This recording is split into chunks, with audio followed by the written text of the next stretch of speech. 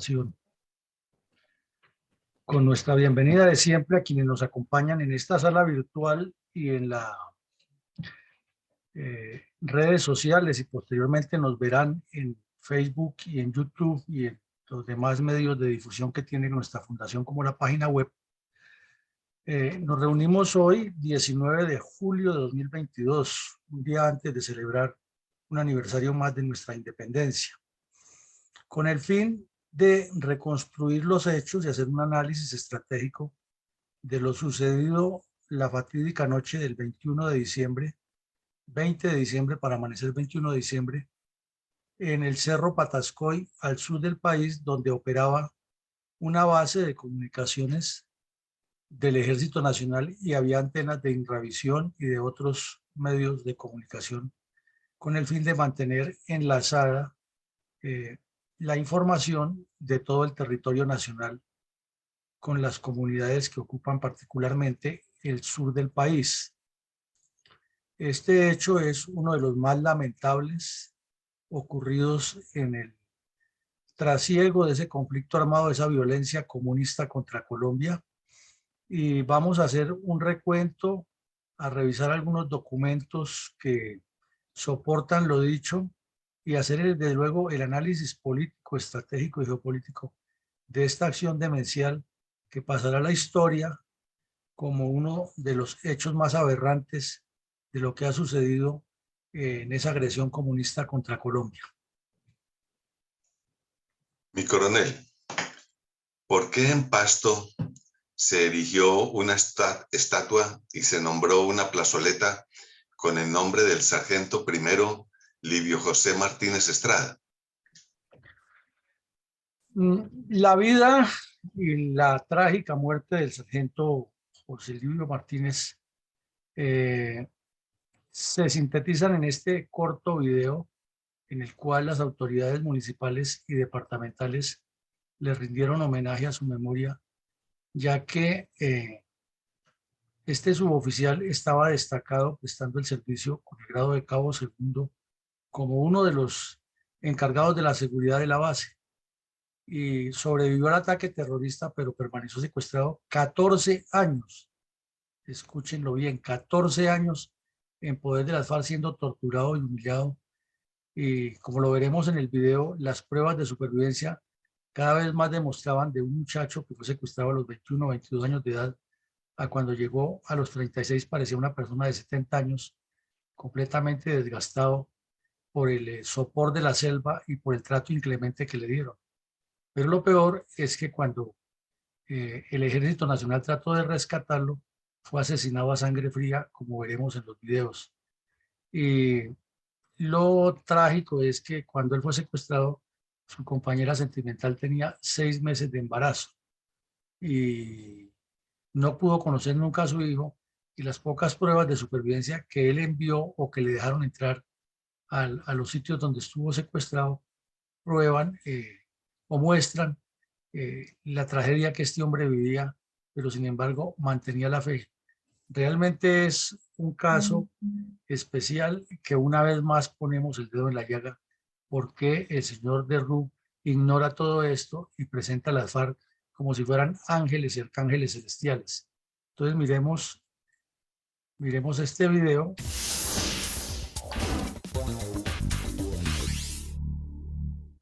Con motivo de cumplirse 5 años de la muerte del sargento primero Livio Martínez, el militar que más tiempo estuvo secuestrado en poder de las FARC, el Comando General de las Fuerzas Militares develó en Pasto, la capital nariñense, un monumento y una placa en honor a él y a todas las víctimas de la guerra en Colombia. Yo soy el cabo segundo del Ejército Martínez Estrada Livio José, de la toma de Patascoy. Secuestrado el 21 de diciembre de 1997 en la base militar de Patascoy, el sargento segundo Livio José Martínez Estrada murió de un tiro de gracia el 26 de noviembre de 2011. Fueron cerca de 14 años que lo convirtieron en el secuestrado con más tiempo en cautiverio. Largos años en los que siempre soñó con abrazar a su hijo, Johan Steven, al que dejó cuando apenas tenía unos pocos meses en el vientre de su madre. A Johan le quiero decir que me siento muy orgulloso de usted. Para mí, usted es la persona más importante en este mundo.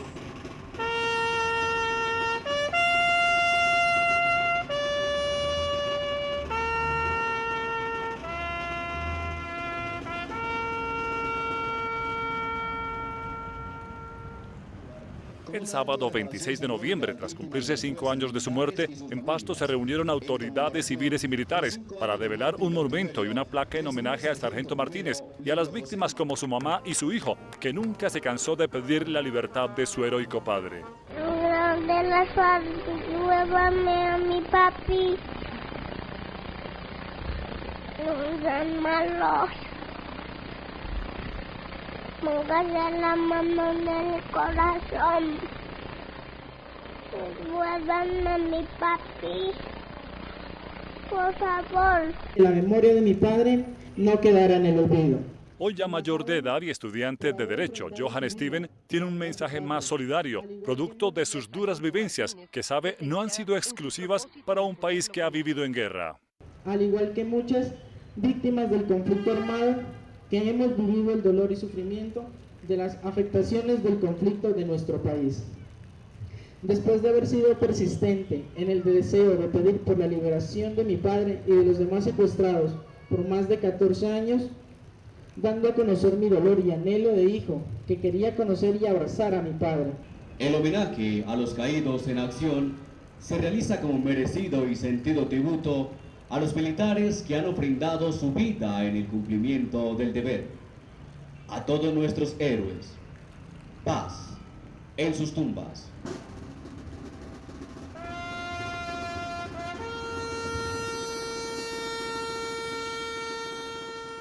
Cumplido el protocolo, se dispuso la develación del monumento erigido por el Comando General de las Fuerzas Militares, en la que ahora será la plazoleta Livio José Martínez del Parque Bolívar y en la que las víctimas tendrán por siempre un espacio en la memoria de todos los nariñenses.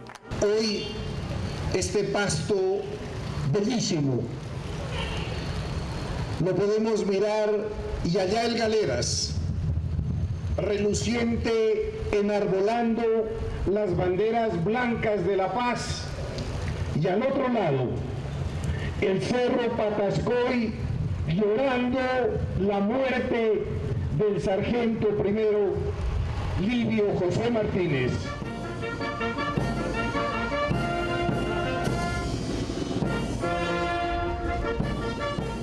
Una visión compartida por todos los presentes que aspiran a seguir contribuyendo en la construcción de una paz incluyente y especial con las víctimas del conflicto. Que esta bendición nos comprometa a todos los colombianos a trabajar por la paz. Es la garantía de que esto no va a volver a ocurrir. Es la garantía de que esta vergüenza que tenemos ante el mundo de tener al militar con más tiempo en cautiverio no se vuelva a repetir en este país. Avisorando un mejor futuro, Johan anhela un país en el que día a día y gracias a la paz el número de víctimas sea menor, dándole sentido a todo el sacrificio que han padecido héroes como el sargento segundo Livio José Martínez Estrada, quien murió sin cumplir sus sueños de libertad. Canal Institucional, un panorama.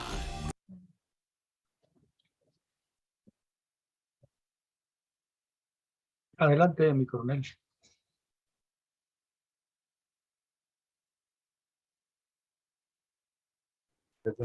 Mi coronel, desde 1980, las cuadrillas urbanas y rurales de las FARC, diseminadas en diferentes lugares del departamento del Valle del Cauca, han realizado acciones sorpresivas y propagandísticas que pretendían dar la imagen de que el grupo criminal estaba listo para tomarse el poder. En ese orden de ideas, ¿cuál es la importancia geopolítica y geoestratégica de esta región, en especial del departamento de Nariño?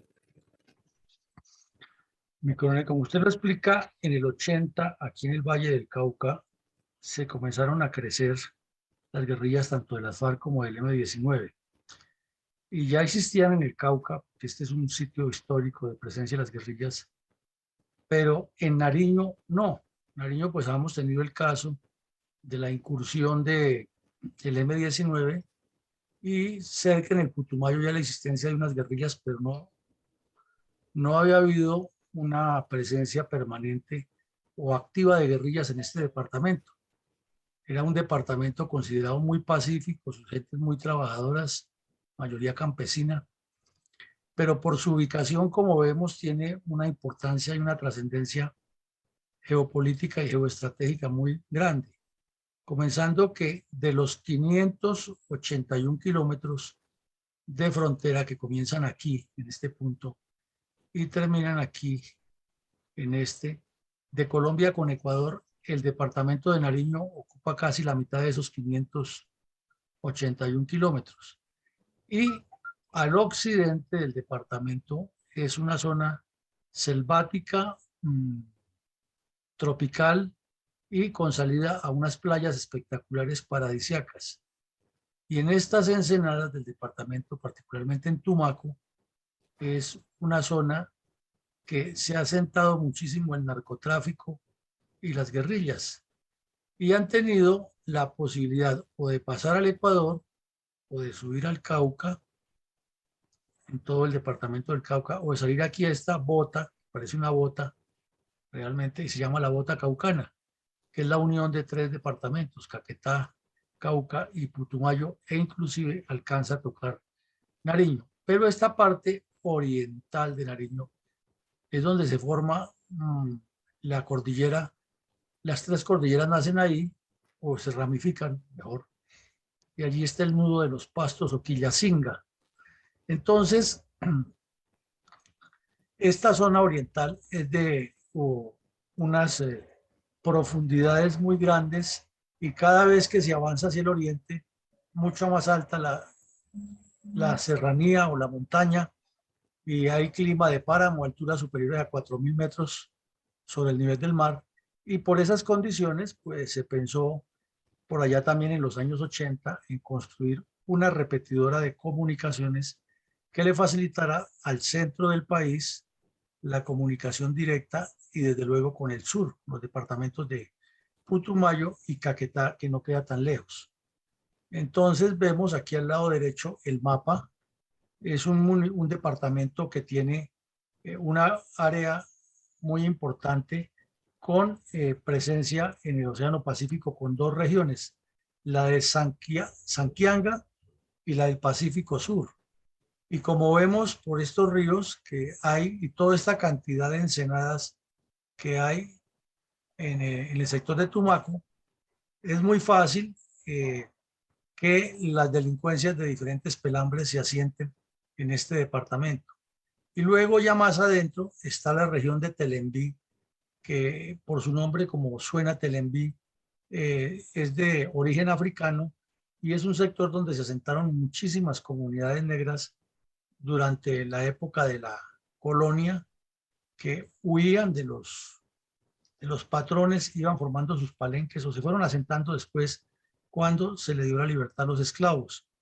Y estos de Telembí habitan las 2 zonas, Telembí y Pacífico Sur fundamentalmente.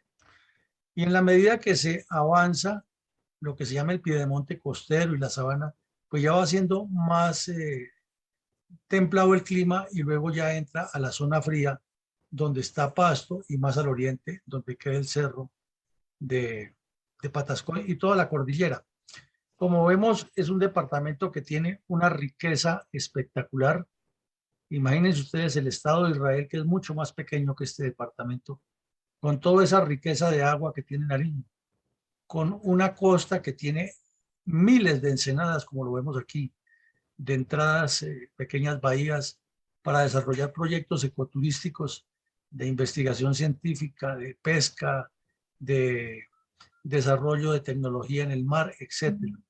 Eso está por hacerse, y es una zona demasiado rica, y es un departamento que, en contraste con tanta riqueza, tiene mucha pobreza.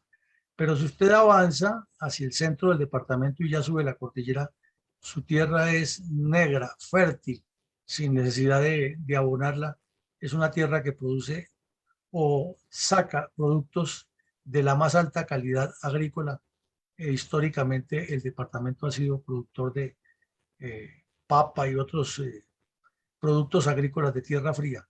Y también en esta zona del centro occidente del departamento es muy apta para la explotación de la maderera. Lo que pasa es que no ha habido proyectos a largo plazo de reasentamiento de especies para que esto sea un foco de producción maderera del país. Pero lo tiene y es una zona que es muy apta para eso. Y al oriente, con esos cerros tan espectaculares que también tiene, pues sería una zona espectacular para hacer alpinismo y otras actividades deportivas, haciendo las adecuaciones correspondientes. Sin embargo, lo que ha habido en ese departamento en los últimos 30 años es el crecimiento ingente de la violencia comunista y el crecimiento de guerrillas y la afectación para un resto de un país que, como lo vemos, nada en agua por la cantidad de ríos que nos presenta este mapa hidrográfico general de Colombia. Entonces, eso sería a grandes rasgos la trascendencia geoestratégica del departamento de Nariño, mi coronel. Mi coronel, ¿cuál es la importancia geopolítica y geoestratégica de este cerro de Patascoy? Bueno, mi coronel, en este mapa ya vemos solo el oriente de Nariño, donde está la cordillera, y por la foto satelital nos damos cuenta de las grandes alturas que tiene. Se ven ya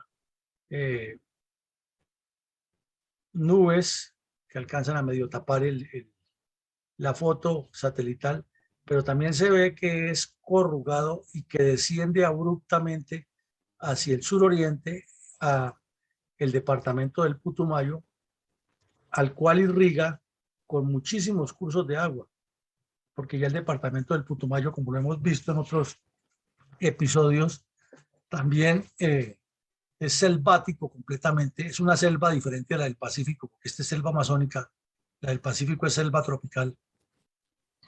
Y sigue avanzando en los límites de Ecuador y Colombia. O sea, sigue abarcando toda esa irrigación y va llegando al río principal, que es este, que es el Putumayo, el cual se convierte en el destino final de casi todos los cursos de agua que nacen aquí, en este sector sur del Nudo de los Pastos. Y que toda esta región, si el Nariño es rica en agua, aquí sí que es más rica todavía, y unos paisajes espectaculares y unas zonas para desarrollar otro tipo de emporios económicos, porque como vemos va bajando abruptamente, pero va formando también unas pequeñas estribaciones que le dan unas características muy bonitas al departamento. Es un departamento muy bello, sobre todo aquí en el occidente, pero completamente sometido a la violencia y a la pobreza. Entonces la belleza natural de ese departamento, que es espectacular, contrasta con los riesgos que hay y con la calidad de delincuentes que se mueven en él. Y el cerro de Patascoy está ubicado aquí en la parte más alta de estos límites, lo cual facilita que toda la recepción de señal que llegara aquí se distribuía con toda la facilidad hacia el suroccidente del país.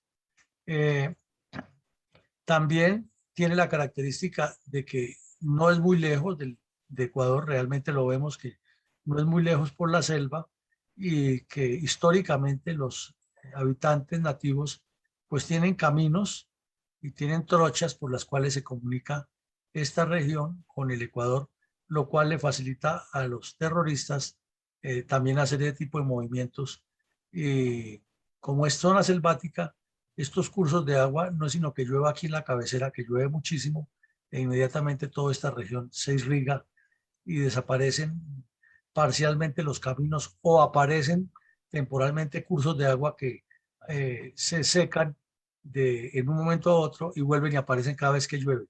Esas son características de la selva tropical o de la selva amazónica colombiana, que hay que haber estado allá para entenderlas cómo funciona eso. Y esa es la importancia geopolítica, mi coronel, del Cerro Patascoy. Aquí vemos, perdón, aquí vemos una foto de cómo es el Cerro Patascoy normalmente. Está alguna parte cubierta con con hielo, otras partes muy escabrosas y lo más difícil, todo el tiempo nublado, causando esos riesgos. Entonces, esa es otra condición difícil porque las tropas que estaban allá en Patascoy soportaban mucho frío, la temperatura es fría, de noche es bajo cero, y la dotación de los soldados en el ejército colombiano no tiene una especificación para esos climas distinto a lo normal de un buzo verde, unos guantes y un pasamontañas, pero eso no es suficiente para soportar esas alturas y esa presión atmosférica tan alta que haya. Adelante, mi coronel. Coronel, ¿quiénes fueron los responsables del arrasador ataque de las FARC contra la base de comunicaciones del ejército, operada por tropas del batallón Boyacá en el cerro Patascoy, a 4.100 metros de altura sobre el nivel del mar?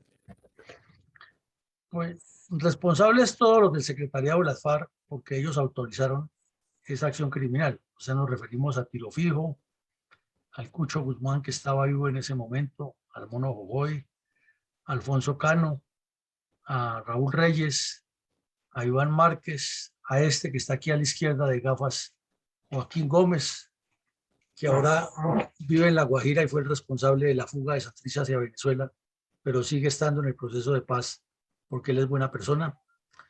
Y el que está a la derecha es el que hace poco asesinaron sus mismos compinches en Venezuela, el Paisa, que era el cabecilla de la cuadrilla Teófilo Forero. Entonces ellos fueron los que planearon este ataque. Hacía un año largo habían hecho el ataque contra la base de Las Delicias y tenían una comunicación directa con el Mono Jojoy, que era el que los motivaba, los dirigía y les llevaba el control de todos los actos criminales que cometían. Y estos dos también, 4 meses después del asalto a Patascoy, cometieron la más horripilante masacre y secuestro de militares, que fue la famosa toma o asalto terrorista a la base del Villar. Entonces este par de delincuentes estuvieron en Cuba, son de los firmantes del pacto de Santos con las FARC, son de los que más publicidad se dieron, tienen en su haber una cantidad de crímenes enormes, sobre todo en la región sur del país. Todas las acciones criminales que cometía el Paisa las consultaba primero con Joaquín Gómez y él con el secretariado. Pero en este caso la justicia los indicó a ellos los dos como los autores intelectuales directos, pero por extensión fueron condenados también todos los miembros del secretariado, inclusive Timochenko, que también autorizó esa acción, pero como se firmó el pacto FARC-Santos, ellos pueden ir y contar en la JEP todo lo que quieran y no les pasa absolutamente nada. Y además el señor Derrou ignora olímpicamente estos casos y este hecho, que es, como lo seguiremos viendo, uno de los más aberrantes en la historia de la violencia comunista contra Colombia.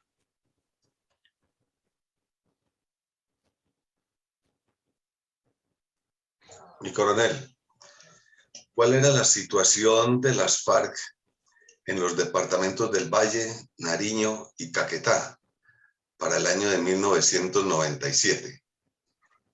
Bueno, mientras todo esto se urdían estas acciones terroristas, como mencionamos, Las Delicias, Patascoy, Puerres, que también ocurrió por la misma época, y el Villar, las FARC estaban preparando, por medio de sus contactos urbanos, llegar a este momento. Aquí vemos el momento en que Tiro Fijo y Andrés Pastrana, ya como presidente, firman el inicio de las conversaciones y unos pactos que nunca se cumplieron.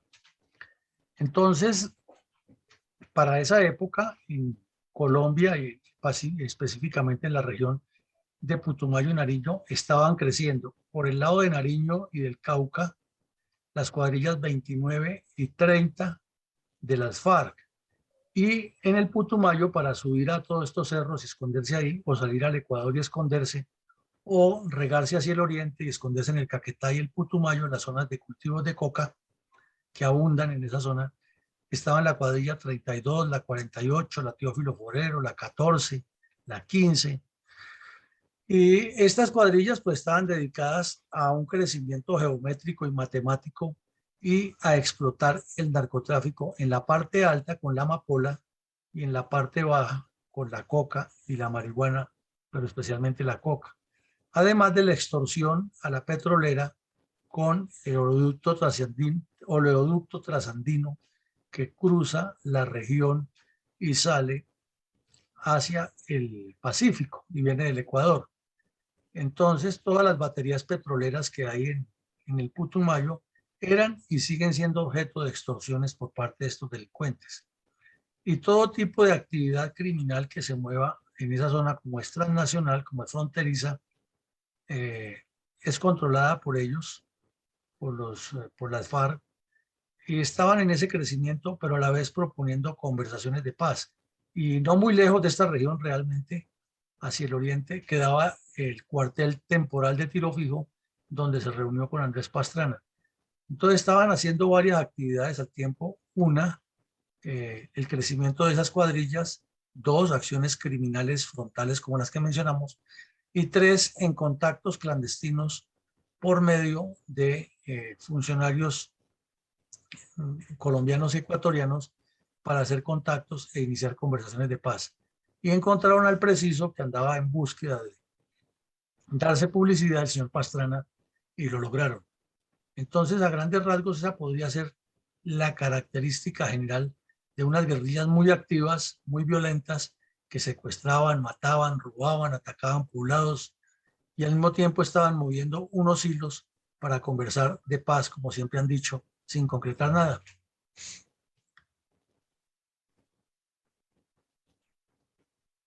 Coronel, ¿cuáles fueron las actividades más recientes, anteriores al ataque a Pataskoy por parte de las FARC? Hay una larga lista de un largo de etcéteras que es interminable y que trae muchas reflexiones y muchas responsabilidades aquí. Una de esas es que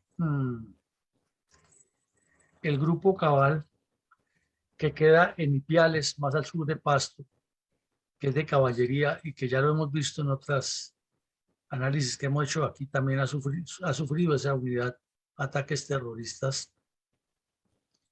de las FARC y del M-19 inclusive. Este grupo capturó un delincuente con el alias de Giovanni y dentro de las confesiones que este delincuente hizo, contó que las FARC estaban preparando el asalto a la base de Pataskoy y a otra base que había más abajo de ese cerro, que también era del batallón Boyacá. Entonces, el comandante del grupo Cabal lo envió a Pasto y en Pasto lo enviaron a las dos bases a que diera instrucción y contara lo que estaba ocurriendo. Por la época también el comandante general de las fuerzas militares dio la orden de que el general Velasco, que en ese momento era inspector general de las fuerzas militares, fuera con una comisión y revisara esa base y otras. Y entre las recomendaciones que dio el general Velasco fue hacer unas fortificaciones y mejorar la seguridad de la base. Había un campesino o un señor que era el encargado de subir los abastecimientos hasta ese cerro, ya que el ejército no podía entrar ni en camiones ni en vehículos y difícilmente el helicóptero por las condiciones climatológicas y por la limitación que había en ese tiempo y sigue habiendo de aeronaves, además de aeronaves de buena capacidad para llegar a esas alturas con los abastecimientos. Y muy lejos de la base, 4 o 5 horas de camino a pie dándole duro, están las primeras casas y esos campesinos pues generalmente han sido cercanos al ejército, porque son muy solos por allá. pero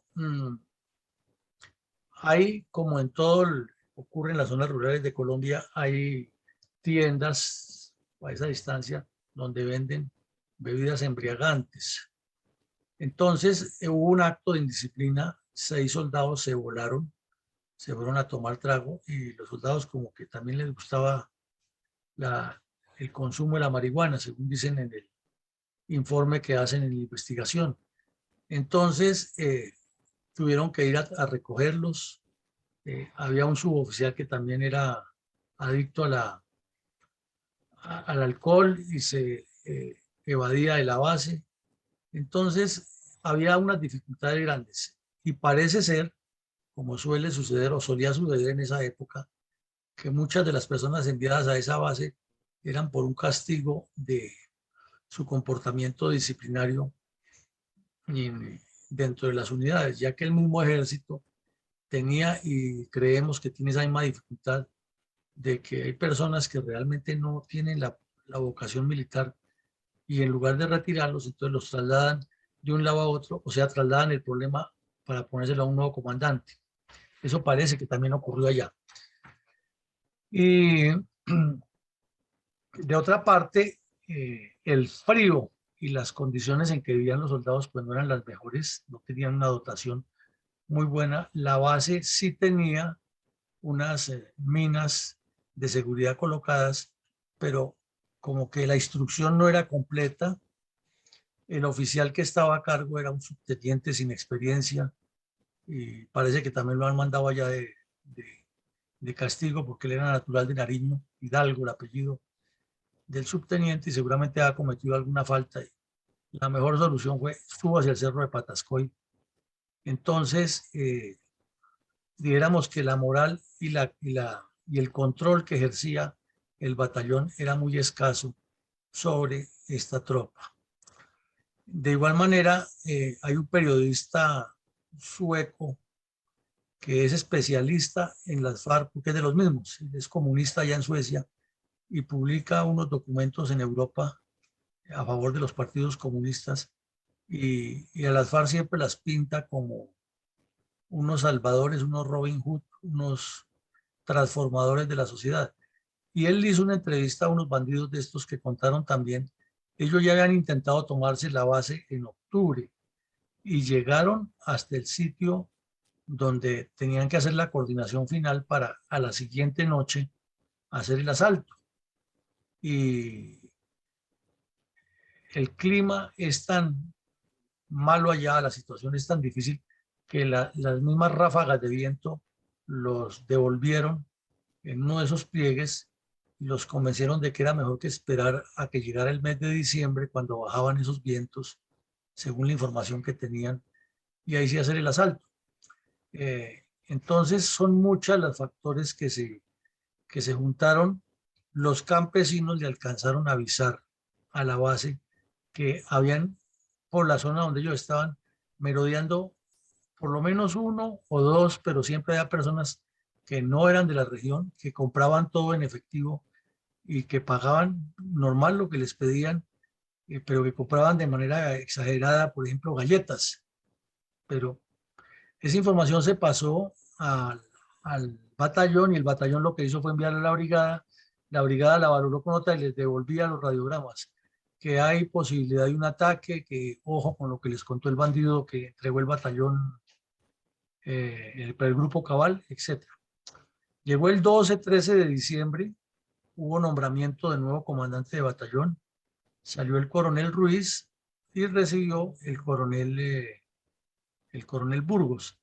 Y a ellos, el comandante de la brigada, que era el general Charri, les volvió a reenviar un radiograma advirtiéndoles el 12 de diciembre que la base estaba en la mira. Entonces el coronel Burgos quedó firme ya de comandante de batallón el 15. Y su acción fue hacer una orden de operaciones para comenzar a cumplirla días después. Dicen que el 30 de diciembre. Y a pesar de tener la información de que la base de más posible ataque era la de Patascoy, que quedaba más alejada, entonces movió una contraguerrilla de apoyo, fue a la base que quedaba más cerquita de Pasto. hizo un cálculo mal hecho, no evaluó la situación bien o tuvo otra decisión y entonces la base de Patascoy siguió desprotegida y los bandidos ya estaban en el sector nuevamente preparando el asalto y ahí es donde explica la compra de comestibles en forma abundante sin problema y pagaban lo que fuera y a eso no se le dio la trascendencia. Entonces, muy mala la instrucción, muy mala la formación en ese campo y dicen los soldados después ya cuando quedan liberados o los que sobrevivieron que la instrucción de sargento es que, ojo que esto se lo van a tomar, pero no era una instrucción de prepararse ni de alistarse y como lo dicen los mismos bandidos en su testimonio de lo que hicieron, pues una base tan bien ubicada porque está bien que estuviera alejada, sería una desventaja, pero estaba ubicada para quien la ocupaba haber dado una resistencia mayor. Tenía con qué ofrecer resistencia, tenía morteros, tenía ametralladora, tenía buena cantidad de munición y aunque no estaba el pelotón completo, sí había más de 30 hombres que podían hacer frente a los que entraban. Ahora, dentro del informe se dice que la base la asaltaron 150 al tiempo, que 300, que 200, y esos son como las películas que montan los periodistas que osan de estrategas cuando hablan de Efraín González, que dicen que Efraín González se le volvió a un batallón, así dicen, a un batallón de 200 hombres en una casa. Y pues quienes tuvimos mando de tropas sabemos que colocar 200 hombres alrededor de una casa, eso es o colocarlos para que sean blanco el que esté en la casa, o es una locura porque terminan los soldados enfrentados entre ellos. Lo mismo pasó en el asalto. La guerrilla organizó unos grupos y según el mismo bandido que da el testimonio a Emanuelson, o sea, el periodista ese sueco, noruego, más o menos 30 bandidos rodearon la base, pero estaba tan descuidada la seguridad que en 15 minutos no solo destruyeron lo principal de la base, sino que se la tomaron y mataron a 8 y secuestraron a 18 y 4 alcanzaron a escapar. Uno de esos soldados en el afán de escapar se despeñó y murió ya por efecto de la caída en un precipicio y no por la acción de los terroristas. Entonces, fueron muchos los hechos anteriores que demuestran que en la base faltó dirección, faltó control, faltó comunicación y lo más concreto, faltó preocupación del batallón porque la seguridad estuviera como debía estar. Mi coronel, ¿cómo se desarrollaron los hechos que culminaron con la toma del Cerro Patascoy? Bueno, entonces, como vimos en octubre, las FARC hacen el primer intento. Luego realizan el movimiento de 190 bandidos para todo lo que fuera la seguridad, dejarlas emboscadas luego de que cometieran el acto, llevarse los secuestrados, porque ese era el plan en esa época, en cada asalto, era llevarse secuestrados, montar las emboscadas para la tropa que los persiguieran, hacer la propaganda en las regiones por donde iban pasando, prestarle seguridad a los que iban llevando a los secuestrados, hacer el tránsito de los abastecimientos en la medida que los hayan previsto. Es decir, era todo un planeamiento. El ataque comenzó a la medianoche, debía estar a esa hora, de acuerdo con la coordinación que han hecho el cabo Moncayo, el cabo, bueno, un cabo que sobrevivió, se me escapa el apellido en este momento, que fue el que se escapó con los soldados. Él debía estar con 2 soldados de centinelas en 2 puntos claves de la base, por donde era la única forma de entrar, porque la forma de la base era tan escarpada su acceso que no era sino una entrada principal y una secundaria por donde se podía entrar. Entonces, el teniente estuvo hasta la medianoche despierto y a la medianoche despertó al cabo y le entregó que vigilara y estuviera con los soldados.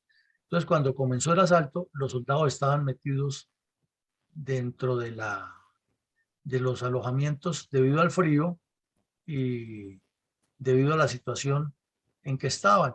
Y el cabo también estaba estaba despierto, pero metido en la pieza, eludiendo el frío.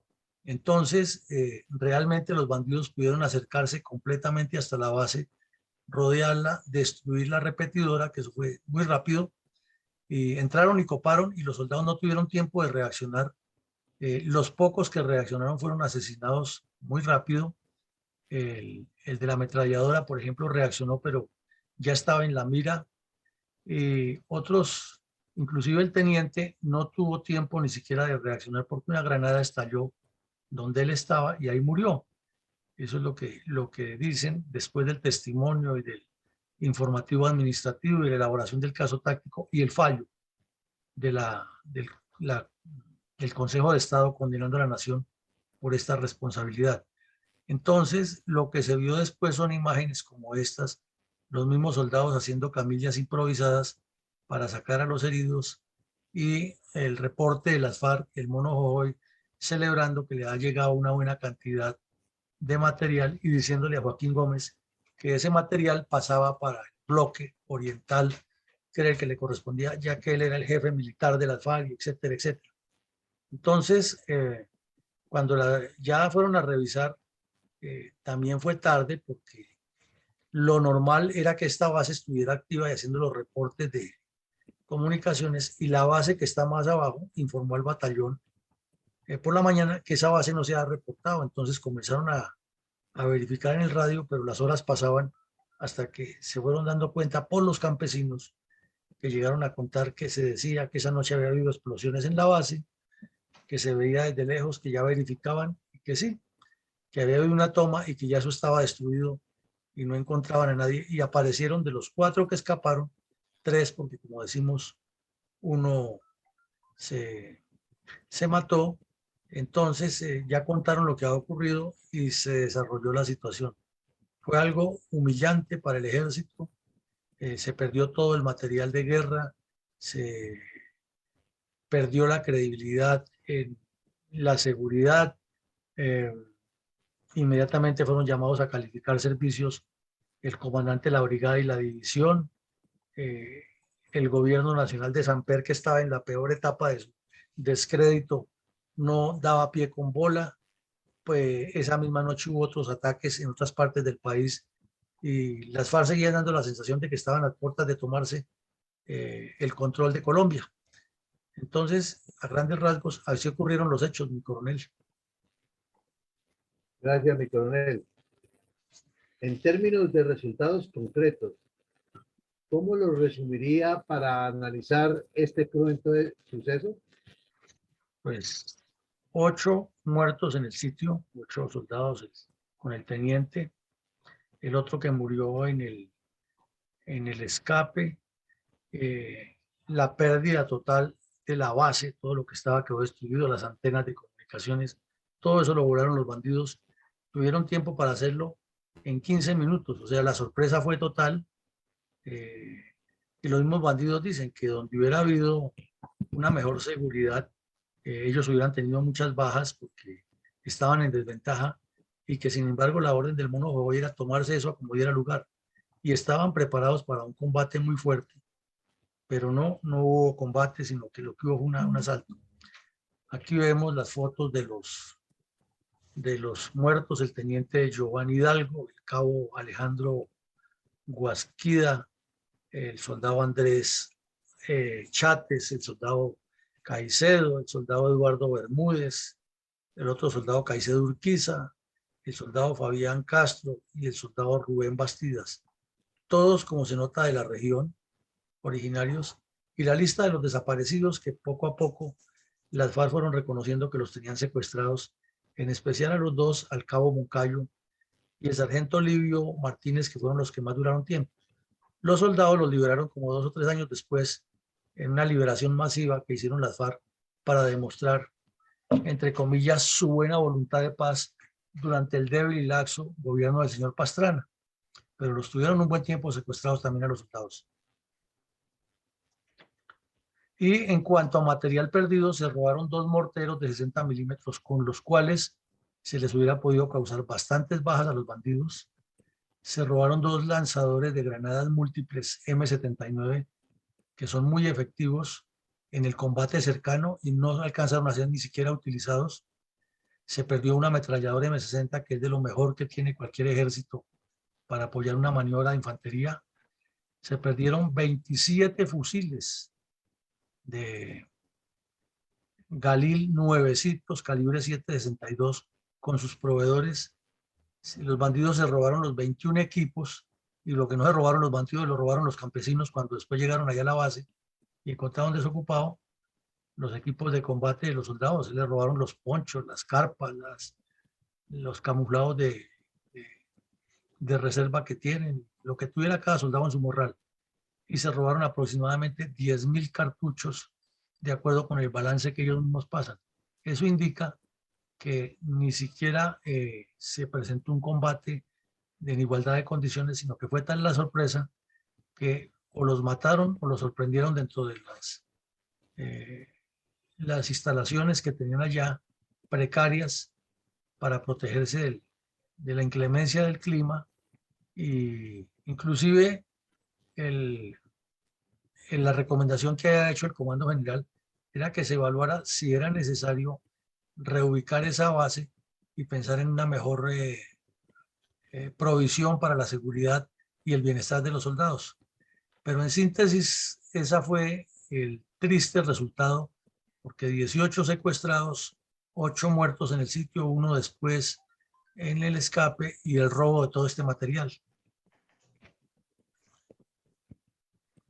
Mi coronel, ¿puede afirmarse que las FARC y la engañosa ONG, que se esconde bajo el distractor nombre de Colombianos por la Paz, convirtieron la liberación del Cabo Moncayo en otro espectáculo publicitario para pretender darle connotación de acto humanitario, cuando realmente es la manera de enmascarar el perverso delito del secuestro y una forma astuta de buscar atenuar sus muchos crímenes? Sin duda, mi coronel, que eso fue una manipulación orquestada por Colombianos por la Paz, por las FARC y, ¿por qué no, hasta por la Cruz Roja, que se prestó para todo ese show? El Cabo Moncayo fue secuestrado al mismo tiempo con José Livio, pero un tiempo los tuvieron reunidos, otro tiempo los abrieron y lo utilizaron de una manera audaz, porque el papá de Moncayo, que lo vemos ahí con la camisa blanca, es un profesor, o era un profesor, un docente allá en Nariño, en Pasto, y terminó siendo una persona de idea de izquierda. Y las FARC lo utilizaron muy bien para atacar al presidente Uribe y al gobierno nacional, como si el gobierno Uribe tuviera la culpa del secuestro del suboficial. Y la señora Piedad Córdoba viajaba por todo el mundo con el argumento de que ella era la mediadora de paz, con su famosa ONG, y hacía caminatas, participó en muchas actividades con este señor Moncayo, que se vino caminando desde Pasto hasta Bogotá, que estuvo hablando con el presidente Uribe, que hablaba con todas las autoridades, con la iglesia, y siempre era el mensaje igual que el de la mamá de Ingrid Betancourt.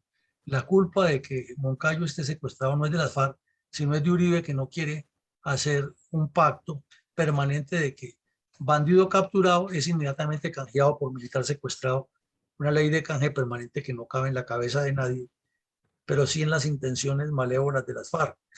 Entonces, cuando las FARC se dieron cuenta de que no les funcionaban todas esas vivezas y que había que presionar al gobierno, y Chávez ayudándoles al cuento, entonces programaron unas liberaciones a cuentagotas, y de las más ruidosas fue la de este Cabo Moncayo, porque el papá aparecía en los medios nacionales e internacionales todos los días encadenado, poniendo el problema de que su hijo estaba secuestrado y que la culpa era del gobierno, que no quería negociar la paz.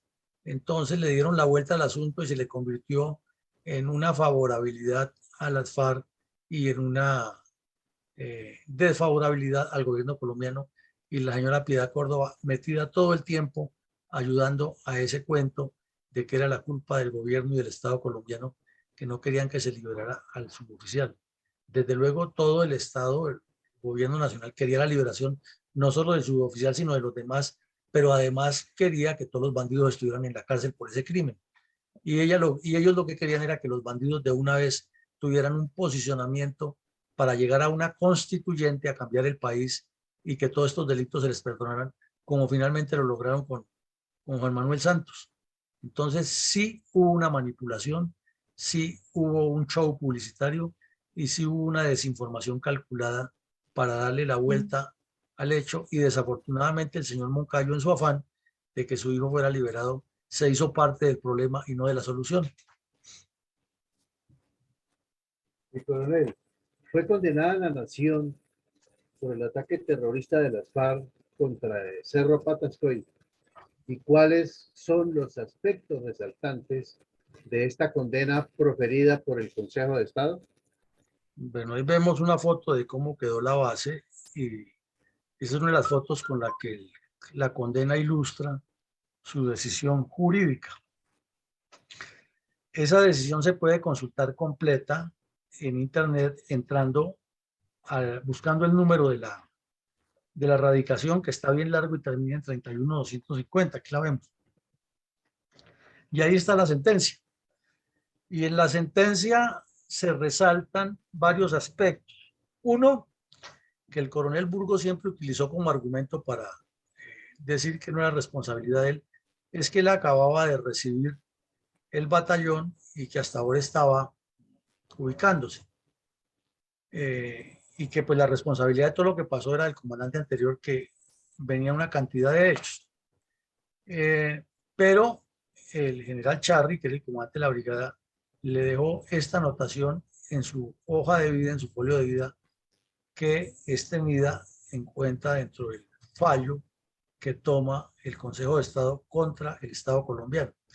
Entonces, en la folio de vida del oficial le anotaron: fracaso operacional, bajo su comando y a pesar de haberse advertido mediante radiograma y en programas radiales, bandoleros de las FARC atacan la base militar de Patascoy, en donde son asesinados un oficial, un suboficial y 7 soldados, secuestrados 2 suboficiales y 16 soldados y destruida la totalidad de las instalaciones. El oficial se mostró lento en la toma de decisiones y en la comprensión de que se trataba de un hecho de consecuencias graves. No desarrolló ninguna iniciativa y tuvo que esperar que el comandante de la brigada le emitiera instrucciones para reaccionar. Bajo el pretexto de que no conocía el área y de que no se podía presentar y de que se podía presentar una emboscada, omitió enviar una contraguerrilla que se había dispuesto, manteniendo sin reaccionar durante todo el día 21 de diciembre, hasta cuando se hizo presente el comandante de la brigada en la zona. Esta actitud pasiva es la misma que se ha venido observando durante el desarrollo de la operación. Así figura en el folio de vida del coronel Burgos su actitud inmediata. Y en el punto 6º de la resolución ya de que se condena al Estado dice: condenar de manera solidaria a los llamados en garantía, teniente coronel Álvaro Ruiz Hernández, el comandante saliente, y teniente coronel Víctor Julio Burgos Segura, a reembolsar a la Nación, Ministerio de Defensa, las sumas de dinero que deba sufragar la Nación, Ministerio de Defensa, Ejército, como consecuencia de la presente condena.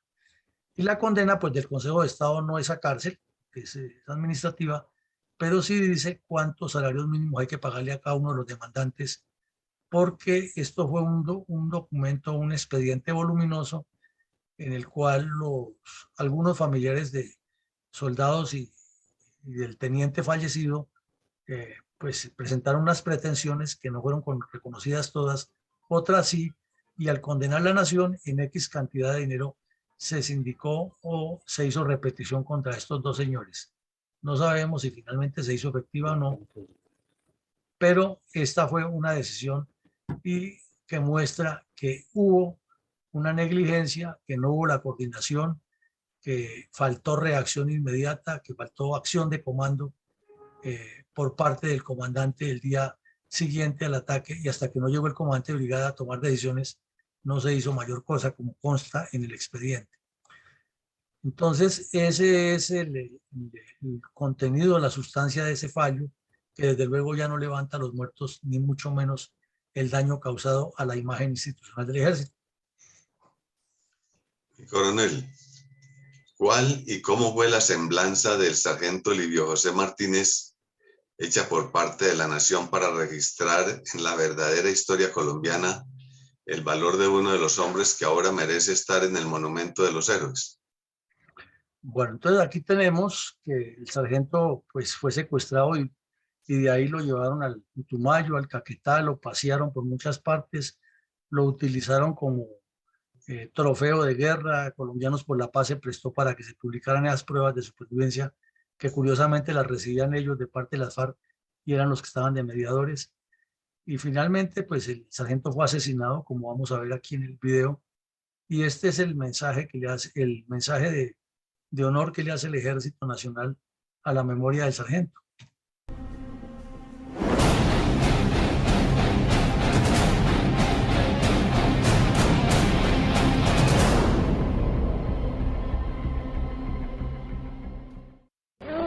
De las FARC, llévame a mi papi.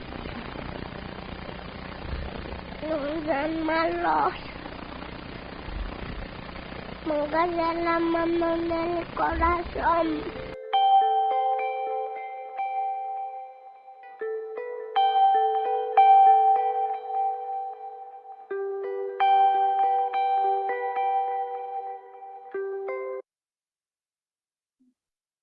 ¿Qué pasó? Mi padre fue secuestrado el 21 de diciembre de 1997 en el cerro de Patascoy. Fue el secuestrado que duró más tiempo en poder de la guerrilla de las FARC.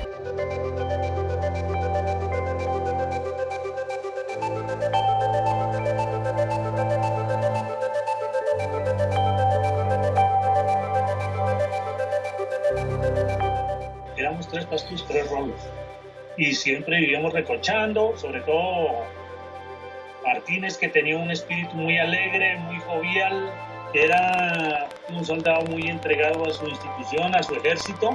Era una de las personas que vivía muy aferrada también a Dios, leía mucho la Biblia.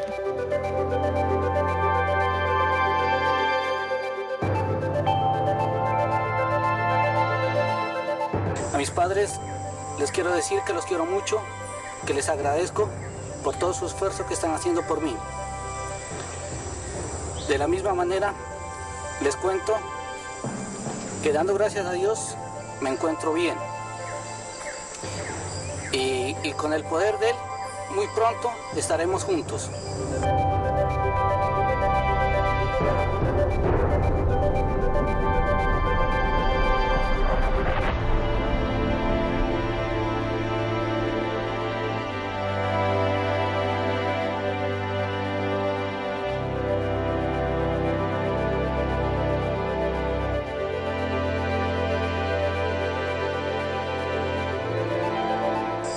A Johan le quiero decir que me siento muy orgulloso de usted.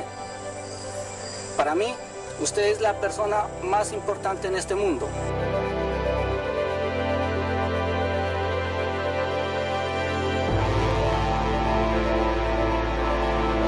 Lo que aprendí de mi padre desde la distancia, desde el cautiverio, fue su fuerza, su fortaleza, su amor hacia la familia, hacia Dios.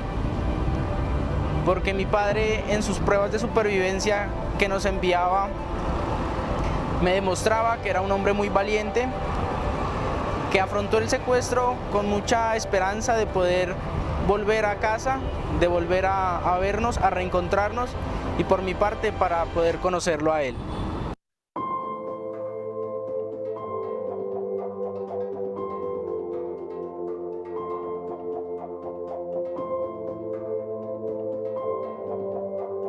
Estábamos juntos ese día a las 9:30 de la mañana cuando se inició el combate, y claro, la orden de los terroristas estos era dar de baja a los secuestrados en caso de que haya un intento de rescate por parte del gobierno. En este caso, pues a mí fue el primero que empezó a dispararme el guerrillero que estaba allí. Y al parecer, suponiendo que yo ya había caído herido de muerte, los ultimaron a tiros de una manera muy cruel y desarmada.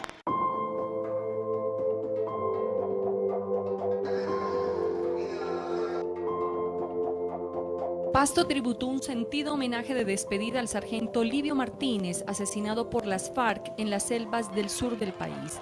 Las calles se vistieron de pañuelos y banderas blancas, agitados por quienes al paso del féretro le dieron un adiós. Es importante que Colombia no se olvide de los secuestrados, porque fueron ellos quienes dieron su vida por Colombia, dieron sus mejores años de su juventud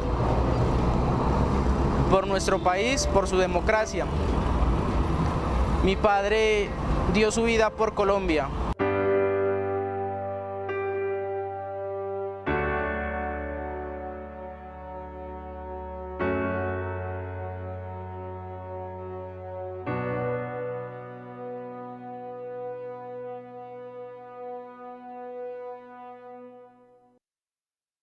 Héroes Multimisión.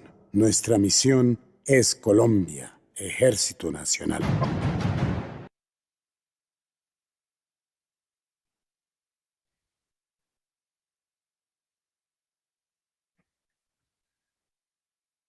Adelante, mi coronel.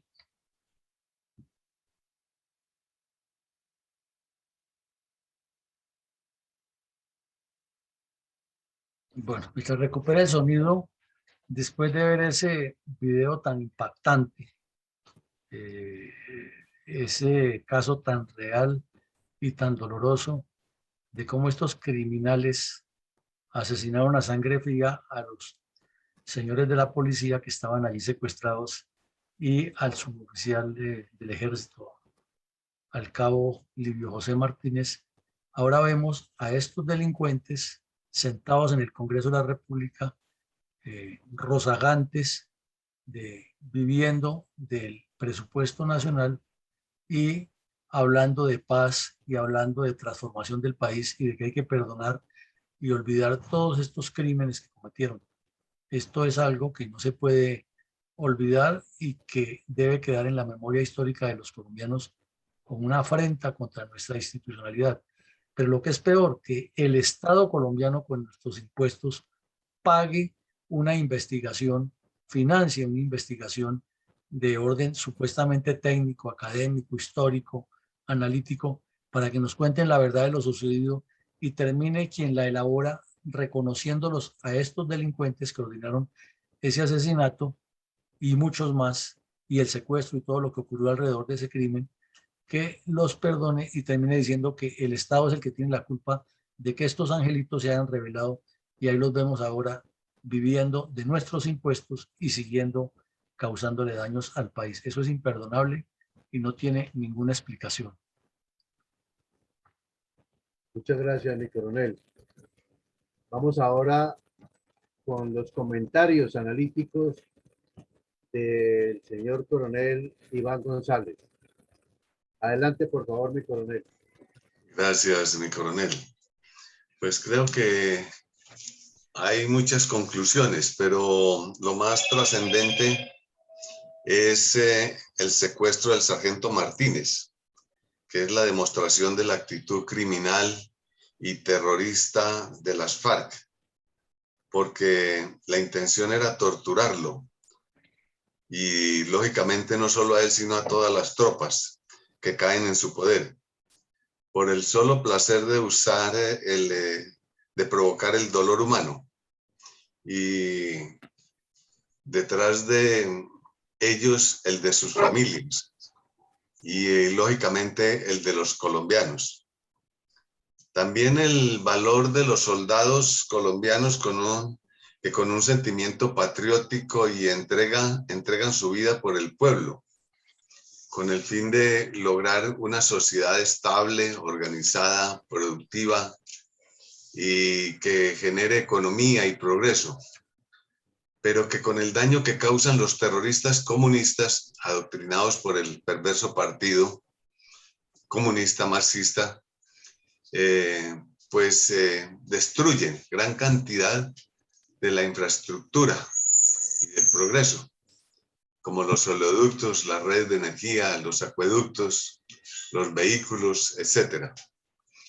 Y extorsionan hasta casi desangrar a las gentes más humildes como las del campo, que no es que tengan una gran riqueza que explotar, pero que ellos sí desaprovechan la indefección del pueblo rural para robarles todos sus pocos bienes que poseen y que con mucha dificultad van generando a través de los años, pues cultivando su tierra y criando sus ganados.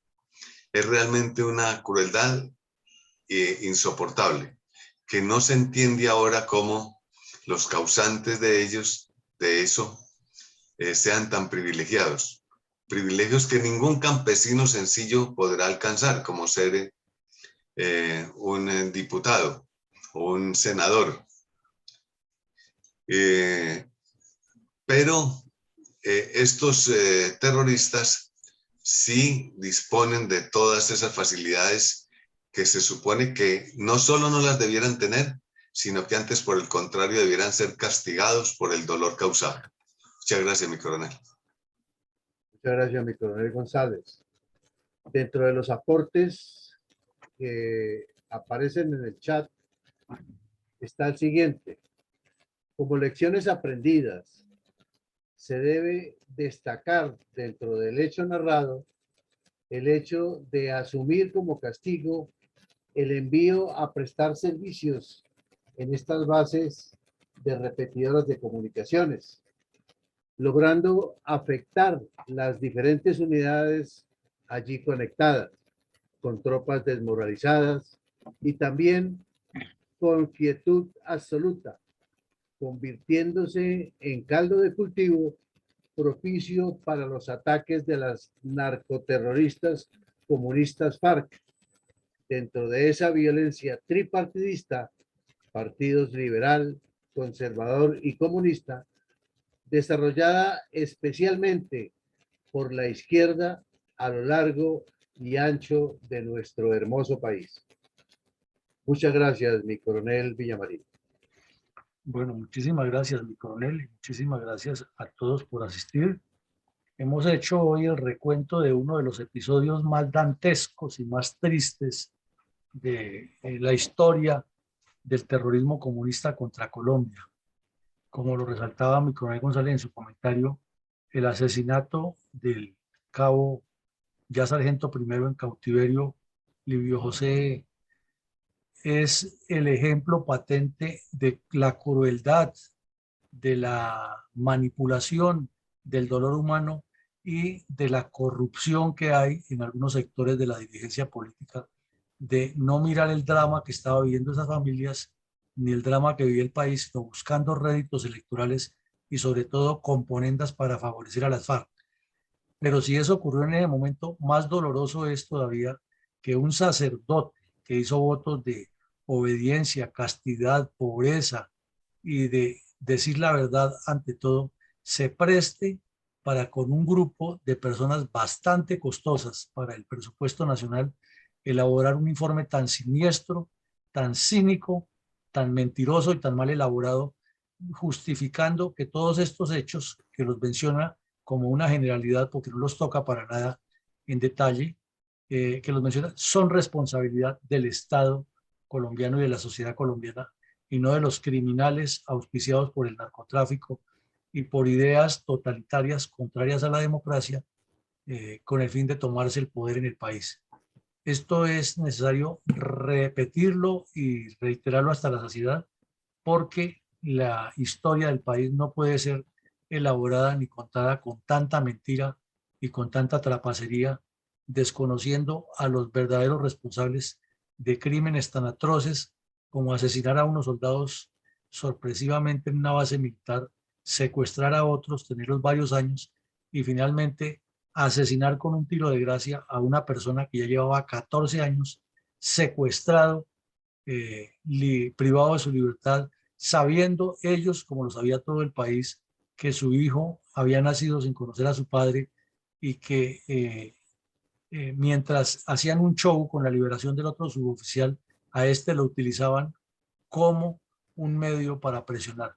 Eso no tiene perdón, no se puede olvidar, y así el señor Lerroux, en su memoria mentirosa, no lo cuente. Esto hay que repetirlo y volverlo público para que quede para siempre en la memoria de los colombianos, como lo pide el mismo hijo del señor Moncayo. Esta noche tenemos un ejercicio académico muy importante relacionado con el análisis de lo que ocurre en la relación de Estados Unidos con Colombia, cuáles pueden ser las prospecciones de esta relación que es compleja. Acaban también de publicar que el señor Petro nombró a 2 indígenas de embajadores ante la ONU, uno de ellos con una investigación grande por desalojos de tierras y otros problemas. Entonces seguimos dando palos de ciego y no sabemos hacia dónde nos quiere llevar este señor con su desgobierno. Mañana, 20 de julio, es el día de la independencia, no habrá actividad, estaremos atentos de la celebración de las fiestas patrias y retornamos el día jueves. Creo que mi coronel Alarcón tiene por leer algún comentario pendiente de Facebook. Adelante, mi coronel. Efectivamente, mi coronel, mi general Vázquez, como siempre, aportándonos y siguiéndonos en el programa. Muchas gracias, mi general. Nos ha dejado la siguiente nota. El mejor homenaje a estos héroes es conservar su memoria en la colectividad nacional y difundir estas historias en lo internacional. Felicito a la Fundación por este gran aporte. Eso es todo, mi coronel. Bueno, mi coronel, entonces muchísimas gracias a todos. Nos vemos a las 6 y que Dios nos siga bendiciendo. Un buen café Don Manolo para todos, www.cafedonmanolo.com, y ahí pueden hacer sus pedidos.